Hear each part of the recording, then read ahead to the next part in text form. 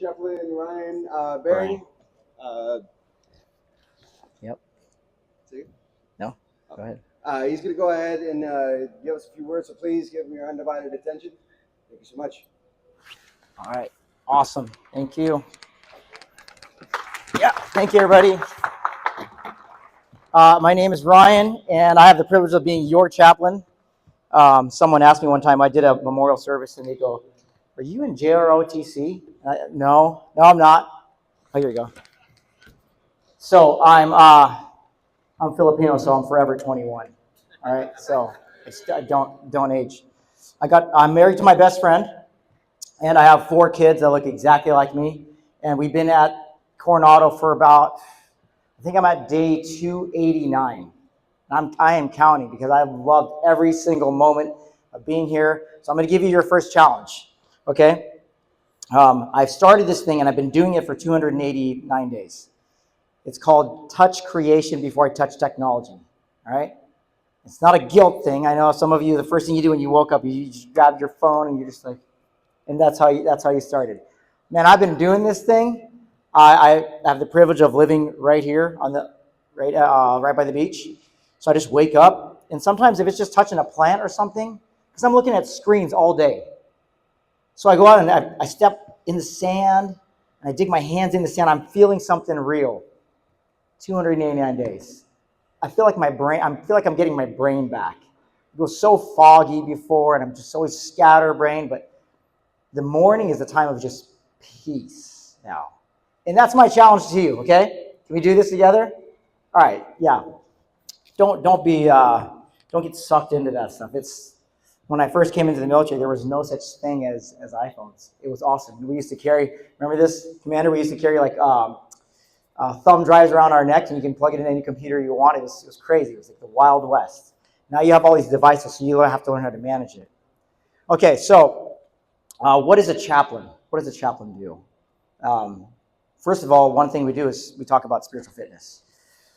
The mission, the North Star of the Chaplain Corps is spiritual readiness. I'm going to give you the official definition of the Navy. Spiritual readiness is the strength of spirit that enables the warfighter to accomplish the mission with honor. And because the Marines like to keep things super simple, they broke it down into 5 words. Inner strength from higher purpose. And still, you're like, what are you talking about, chaps? So let me break it down Barney style here, okay? There is the physical, visible world. Everything you can see with your empirical data. See, taste, touch, smell, hear, okay? And then there's the spiritual world, okay? Which is the invisible world. So the physical, visible world and the spiritual, invisible world. And both are as real. They're both to you. You live in these 2 worlds. And as you learn how to navigate in these 2 worlds, you'll be successful. Those who cannot distinguish between the 2 worlds, they live forever confused. They think it's all about what's here. Especially a lot of people, when they spend a lot of time in the military, they start finding their identity in this thing, and this thing's fading. It'll be gone one day, and so you're left with who you really are. Things like fear, anger, deceit, shame, and sadness are the things that we carry. But that's in the spiritual world. Okay, so for the next 10 to 15 minutes, I'm just going to ask you for your undivided attention. Okay, put those little devices away. They're vying for your attention, because what I'm about to say is about to change your life. Okay, so let me say something it's going to sound shocking, but it's the truth. Like, I don't care about your happiness as much as I care about your joy. You see, happiness is a cheap substitute for joy. Like, your happiness, my happiness is so fragile. It could be the best day ever. Southern California, Coronado, right? The sun's out, the wind, the sea breeze is blowing, and some jerk can say one thing to you. Your ego is so fragile, boom, fractured in a second. They say something about you, something about the way you look, something about your mom, like we used to do in the 90s, like, hey, your mama jokes, like, what'd you say about my mama? Like, it doesn't take much to ruin your day. Like, people are going to find out they got passed over. It's going to ruin your day. People got promoted. That's going to make you, you'll be all happy, right? So there's these things that like we have to learn how to navigate in these two worlds. When I talk to people about their marriages, and marriages are complex, they're sticky. I've been married for 18 years, and you never master it, right? You never master it. It's one of those things, if you give 99%, then you get your butt kicked. It's got to be 100%, right? This is the spiritual world that we live in, okay, distinguishing the two. But like, I don't care about your happiness. I care about your joy, and your joy is something that can never be taken from you. It can never be taken. Like I could lose everything I have right now, right, that the world has given me, and I can still have my joy, because my joy is based off of perspective, and happiness is based off of happenings. So in this room, people are struggling with different things. Like what you did last night when no one was looking, that's a struggle for you, okay? There are people statistically in this room that are contemplating suicide, okay? First of all, I would like to sit down and hear your story, okay? But statistically, that's in the room. Statistically in the room, there's people who have been sexually abused, okay? It's just in the room, right? And you live life carrying these things until you share it, until you learn how to deal with it. Statistically, someone in this room is going through a divorce, right? Statistically, someone got a DUI recently, and I haven't talked to the command. I don't know any of this stuff. This is what I always say, right? But I don't care if you're suicidal as much as I care about the thoughts that lead to it. Does that make sense? The thoughts that lead to it are more dangerous than the actual thoughts itself, right? So we talk about root cause analysis. The Department of the Defense, the Department of the Navy, all the services, they talk about root cause analysis, but no one's really doing root cause analysis except for us. I say that because the chaplains, I got 5 chaplains that work for me at NBC, and we all divvied out who gets which command, and I got FRC Southwest, so score, and I'm happy to be your chaplain. But every single one of those guys, they're all guys, they have confidential communication. SecNav 1730.11. That means whatever you say to them, they can't say anything. They will bring your secrets to the grave. Or they should. And if they don't, then they're done, because the reputation gets around, right? So they have absolute confidentiality. SecNav 1730.11. So I'm going to go back to this thing that I don't care about the fact that if there's someone in here that's suicidal as much as the thoughts. And if I sat down with you and we had a chance to talk, then underneath the thoughts, I would like to ask you what happened when you were 18, when you were 10, when you were 5 years old. Because that stuff matters. And if we don't know how to deal with the stuff that happened here, we get to carry it into our adult life. And then you have people working for you and they go, oh, man, that guy's a jerk. Oh, she's you know what?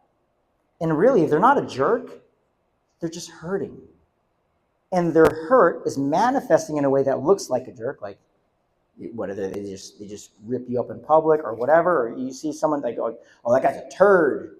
Like, he doesn't even do his job. He doesn't show up on time. He's a derelict. He's, whatever. Can't pass a PFT. Can't, all these things. But we have to have the skill, leaders, which is every single person in here, to be able to look past someone's symptoms and say, well, I wonder what's going on deep down.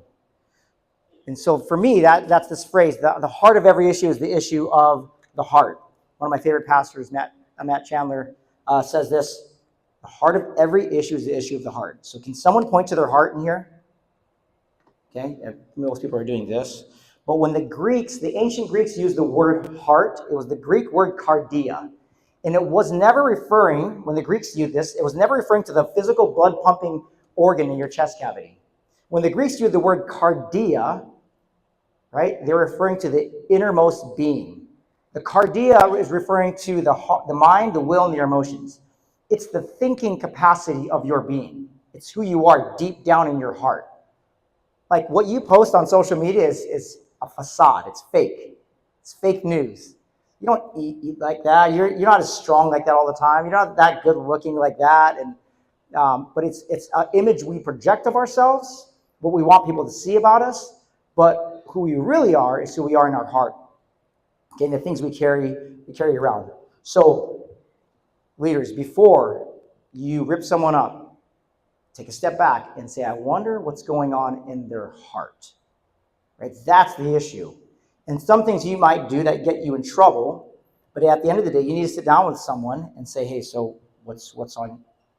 here's what's on my heart. If you're on this side, you say, hey, what's on your heart? And you start to unpack things. Because every single one of you, I'm not seeing any chaplains here, are a mandated reporter, you constantly live in fear. And you say, if I told someone this, then shoot, I'm going to get in trouble, or I'm going to get fired, or I'm going to lose my security clearance, or I'm going to be in jail. Right? Not with us. So just pop quiz really quick. What do you think you would disclose to me or my chaplains or any chaplain in the DoD that they would have to report? No harm, no foul here. Just raise your hands. Just shout it out. Homicide? Nope. Not reportable. Not with us. Suicide? Nope. What else? Child abuse? Nope. Elder abuse? Nope. Threats to national security? Nope. It's all covered. We are the safest place. And the world is split up into two different people, right? Those who are known in their junk, and then those who are not known, and then false image of themselves projected. Okay? That's two types. We're here to help you cross that line into kind of being known to known. So I'm going to tell you a story about three people, Zach, Screech, and Kelly. So everybody who's super young does have no idea what this is. Yes, Saved by the Bell. See, but you're old school. Okay, so Zach, Screech, and Kelly, fictitious names, but real stories. Zach is a good-looking guy. Everybody loves Zach. Zach teaches a Bible study at his house. He's on the worship team. But Zach's got a little secret. You see, Zach cheated on his wife. Not once, but twice. And Zach convinced himself, I'm taking this to the grave. No one will ever know about this. My wife will certainly not know about this. And all of my kids will not know about this. I start meeting with Zach, and he goes, hey, chaps, you want to meet? Let's meet at this spot, at this location, and just to get to hang out. I'm like, okay, it's cool. If you ask me to hang out, that's my job. Like I'm probably the only one that gets paid to just hang out with people and hear your story. After 6 months, he finally tells me his real story. It all comes out. And then he's like, so now what? We fasted together. He happened to be a Christian. Right? He's like a poster child guy, but nobody knows his secret. He's phenomenal at his job, but he's got a secret. He's a high performer, but he's really held back. He could be so much better, but he was living with this secret. We fasted for 24 hours. I broke my fast with some, I'll never forget, some Rubio's fish taco, and then I said, hey man, you got this. He approaches his wife, he tells her the story. It wasn't as easy as I'm making it sound. And she said, I need some time to think. And she came back the next morning, and then I have no idea what I'm still doing here, but I'm going to stay. We're going to work this out. They now sit together in a group in their house, and they talk about this, and they teach, and they share their message with others. It's not always that clean, right? It's not always that clean, but that's just one case. Let me tell you about Screech. Screech is also a phenomenal human being. He's funny. Everybody loves Screech. He's the go-to guy. But Screech has got a little secret. You see, nobody knows that when Screech was a kid, his dad was very abusive. Like, would yell at him, like in the middle of the night, wake him up and say, you didn't do this chore, beat red in the face, yelling at this poor kid, maybe 10 years old. And that's just one example of a lifetime of abuse. And so Screech walks around with this bitterness towards his dad. And if you walk around with bitterness towards anybody, it's like drinking poison and hoping the other person dies. But he's a stellar performer. Like in the Navy, you see him, he's like, oh Screech is awesome. But he's being held back. Until we sit down and he realizes he needs to forgive his dad for all those things. Anybody know the definition of forgiveness? It'd be really impressive if you do. See, forgiveness is something we all need to do, but nobody can really define it. So it's a Greek word, aphiemi. It means to, like Elsa said, let it go, let it go. That's what it means. It means to let it go. It means to cancel a debt. Like, and you throw that debt away and you go, you know what? You don't owe me anything anymore. Debt cleared. It doesn't mean you trust people. because people can do things to you, it doesn't mean you let them back in. Like if you worked for me and I owned a store, you stole from me, then I would fire you, right? I would forgive you first, and then I would say you no longer work here because we have a standard, right? So you can forgive someone and redefine the relationship. Like if someone abuses you or cheats on you, forgiveness is one part, and reconciliation is another. We have to distinguish them. It's not about forgetting either. So that was his moment of freedom. Like I need to forgive my dad. Kelly is so beautiful. Everybody loves Kelly. She's a leader. She's got awesome kids.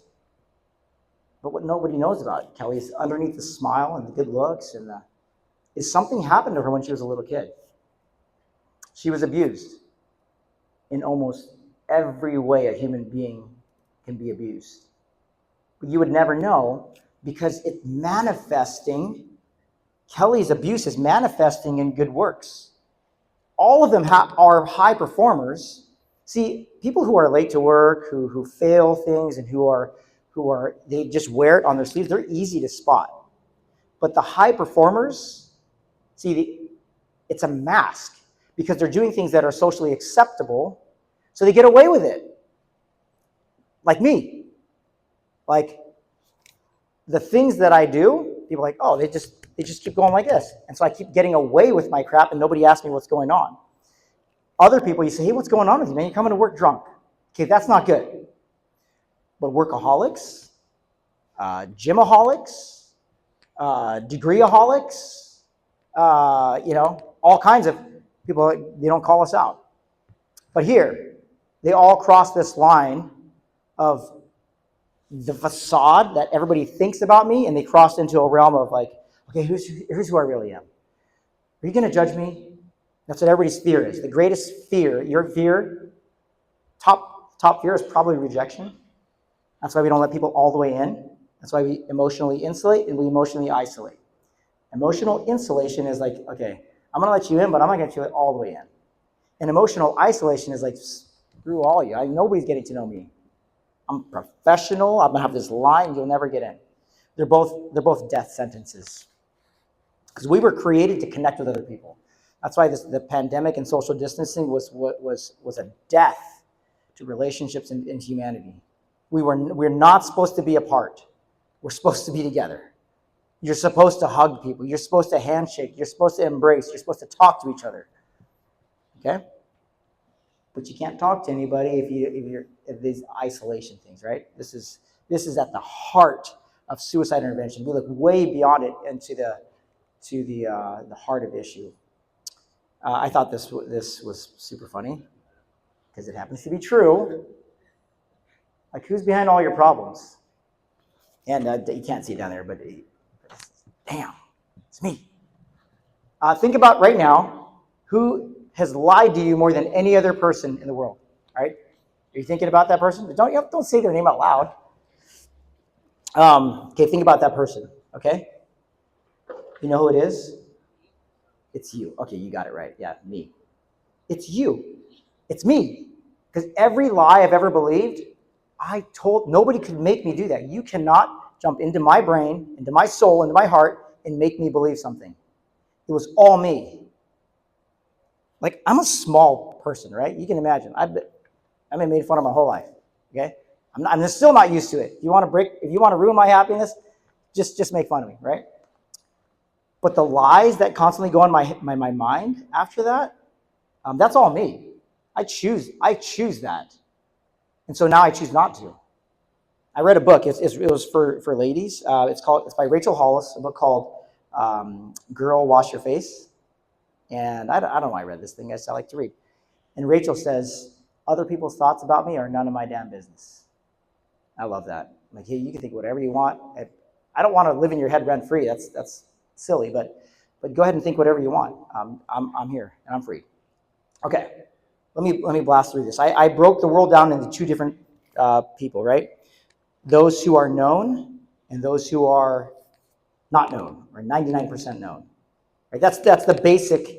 Like, there's those in the room. It's probably less than 1% of people who have such good friends that you said, here's everything I've ever done, and they still love you. Anybody got those friends?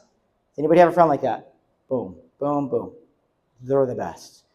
I can list 5 people: Andy, Matt, Bill, Brian over on the Lincoln. Like, everything about me.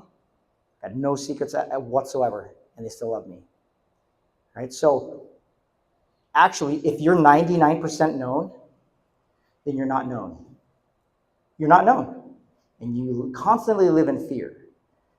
When I was 99% known, I was always looking over my back. I was like, gosh, I wonder if my wife knows. Well, she doesn't know because I haven't told her. I'm always like this, right? When you cross the line, it's the ultimate freedom. It's actually the secret to life. That's when you begin living. That's when the lights go on. You'll never hear a song the same. You'll never see art the same. It's just never the same. The Johari window is sort of like that. So the top left-hand side means I know myself and others know me. Someone else knows me. That's called living in the arena. That's the best place to live. On the opposite side is if nobody knows you and you don't even know yourself, that's darkness and death. The top right-hand side, if other people can see your crap but you can't, it's called a blind spot. And you cannot see any of your blind spots. That's why it's a blind spot. You need a friend to say, hey, this is a true story. Andy did this. I was talking to this one gal after an all hands, and for like 15 minutes, right? And I turn around to Andy, and he's like, hey, bro, dude, you have like a donut right here. Like, wipe that off, man. And I was like, oh, I was talking to this lady the whole time. She didn't love me enough to say, hey, you have something on your face. Now, if someone really loves you, like my wife, she'll just say, hey, dude, come here, you have a booger in you. And she'll just pull it right out for me. That's love, right? That's true love. Your people who aren't your friends, they'll see something on you and just walk away and not tell you. That's not a friend. So here's another epidemic right here. If you know how you really are, but you post what you want people, that's called a facade. Okay, and that's dangerous. Okay, Brene Brown is a brilliant mind, and she says this: courage starts with showing up and letting ourselves be seen. So what do you do when every counselor says I'm mandated to report homicide, suicide, threats of national security, child abuse, elder abuse, right? They have to. It's the law. Then you have to find a friend, and I'll be your friend.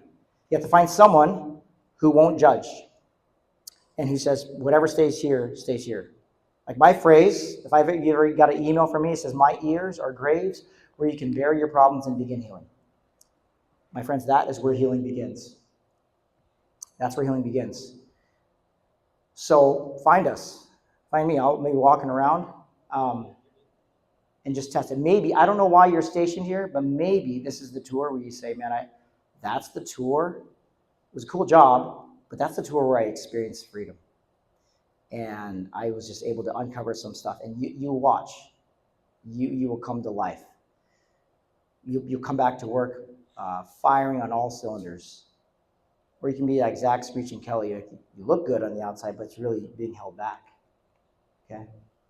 Father Richard Rohr says this, that pain not transformed is transferred. So other people are just going to feel your wrath.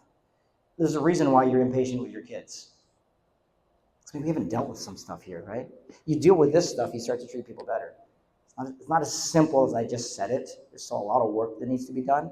We got to deal with the pain. We got to deal with the pain so other people aren't feeling it. I'm going to leave you with some good book recommendations. How many parents do we have in the room here? Yes. Man, it's the hardest job, right? Hardest job in the world. Because if you don't do your job, people die. Like those little babies, they can't survive on their own. You got to feed them. You got to coach them. And the thing is, you're watching them grow up at the same time as they're watching you grow up. You've never done this before. It's hard. So we got to accept failure as a gift. Jessica Leahy is an awesome book. Does it count? Can I say I read it if I listened on Audible? These are all Audible books, just full disclosure here. And I listen to this thing all the time. Like annually, I need the reminder that it's okay to let my kids fail. Gifts of Imperfect Parenting, again by Brene Brown. You can take a picture of these. These are really, really good books. Okay, let me go back here. The Body Keeps Score. This one's pretty intense. It's for anybody who's gone through anything in your life, particularly sexual abuse. Your body just does this its whole life. Like, check, that happened, check, Check, this is what PTSD is. Like you'll see something, you'll smell something, you'll experience something, and the next thing you know, your heart's palpitating. You're like, what? Why am I acting like this? Why is my body reacting? Well, it's because your body keeps a score. And so we have to get to the heart of the issue and uncover things in a very safe environment, and then that's where healing begins. Okay? So you're not operating out of your woundedness. You want to be operating out of your healing. Okay? Hurt people, and heal people, heal people. The Grief Recovery Handbook, this is a standard in naval hospitals for anybody who's lost anything. I recommend reading. What I read it in here the other day was, for children, PCSing is the most overlooked grief. Like totally moving, plucking them out from their friends, putting them in a new environment and not addressing it. That's a major grief for kids. So what we do whenever we PCS, my 16-year-old has been to 10 different schools. So we sit down and we talk about our feelings. We unpack all that stuff so it doesn't turn into transformed trauma. It turns into dealt with trauma. The Wounded Heart by Dan Allender. He's a SME. He's a SME on sexual abuse. Okay, it's heavy on that because it's so real. I mean, we live in a broken world where sexuality is perverted in every advertisement. That's what pulls us in. But because it's perverted and twisted, that you're walking around with an entire human race of it's just sexual distortion because it's such a valuable thing. I think it's one of the most valuable things. That's why it's the most perverted thing on the planet. Okay, so if you could take a picture of this too, this is just an example of some things that we have going on in the chapel. How many grapplers do we have in here? Who trains jiu-jitsu? Nobody? There you go, boom. We started something right next to this chapel right here called the Grapple Chapel, where we choke each other out. And where's AS1? Where's my black belt? So AS1 helps out sometimes when you can. Have other people, we choke each other out. It's so therapeutic. Anybody ever choked someone out before? It's one of the greatest feelings ever. If you do it in a venue, right? You don't do it in the barracks. But we grapple, and then we sit down, we talk about life. It's just we're building communities. That's okay. So I meet people every morning on the beach. We'll prayer and surf. They touch creation before technology, right? We have a new women's group every Tuesday at NAB. Sunday worship services, 9 o'clock at NAB. We just resurrected this thing and has tremendous growth. Probably one of the fastest growing chapels in the Navy. I got Bible studies here, home fellowships right outside the gate. The Cadence House. Anybody ever been to the Cadence House? They'll cook you dinner on a Thursday night. They'll cook you breakfast on a Saturday morning and just hang out with you. And full disclosure, they're Christians and they feed you and then they share the gospel. So this concludes my portion of the brief. Are there any questions for me? Okay, thank you so much, everybody, for your time. I'll be hanging out here later on. Thank you.